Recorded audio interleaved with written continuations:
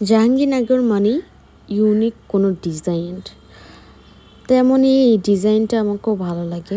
আর আমি জাহাঙ্গীরনগর আসলেই আমি ভর্তা ভাত খেয়ে যাই, আমার খুবই পছন্দ।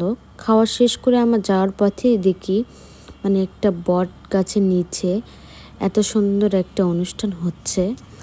আসলে আমার খুবই ভালো লাগলো, এত সুন্দর করে সাজাইছে।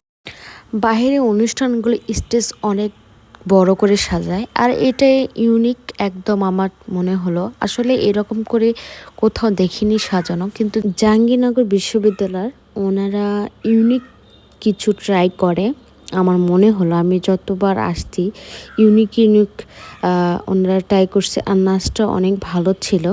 আর এত পরিমাণে মানুষ ছিল বাহিরে, আমি বলে বোঝাতে পারবো না, খুবই মানুষ ছিল। অবশ্যই লাইক কমেন্ট শেয়ার করে পাশে থাকবেন।